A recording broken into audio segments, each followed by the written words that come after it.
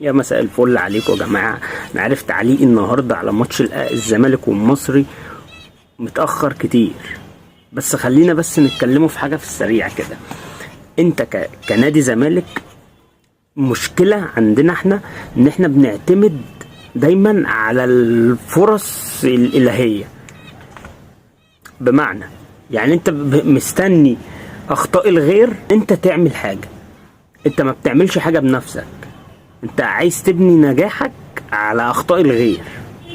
فده في الكوره صعب، يمكن ده اللي بيخليك فتره كبيره بعيد عن المنافسه، بيخليك دايما قاعد مستني الفريق ده يقع عشان انت تكسب ماتش بعديه، ربنا يكرمك وتخش دوري الابطال، ربنا يكرمك وتاخد الدوري، ربنا يكرمك وتاخد الكاس.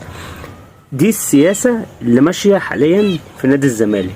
مفيش سياسة موجهة في الزمالك انك انت بتلعب كورة، انت ما بتلعبش كورة. اللي احنا شفناه في ماتش المصري، اللعيبة بتلعب وبتاع ومش عارف ايه، بس انت عندك 2 لعيبة بيضيعوا لك كل الكلام ده. يعني عندك مصطفى شلبي، انا في وقت مثلا انا من الدقيقة مثلا 75 يعني فامثل حاجة لكل كورة، لكل باص طالع صح.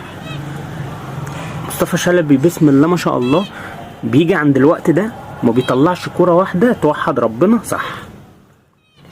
حاله حال دونجا، الكرة يا دونجا مش حزق، الكرة يا دونجا مش حزق، ما تحزقش، ما تجيش على نفسك يا حاج.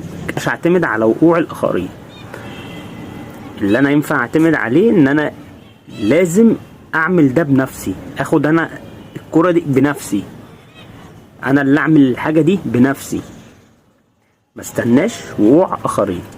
غير دليل على كلامي ده بيراميدز السنة دي بسم الله ما شاء الله عليه بينافس على 3 بطولات.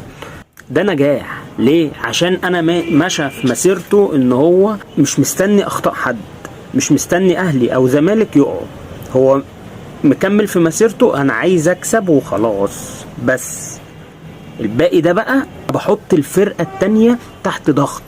طول ما انا بكسب وماشي انا بحط المنافس بتاعي تحت ضغط، دايما هو عايز يكسب، دايما هيبقى متسارع، دايما هيبقى متسرع اكتر ان هو يكسب، هيوقعه في اخطائه.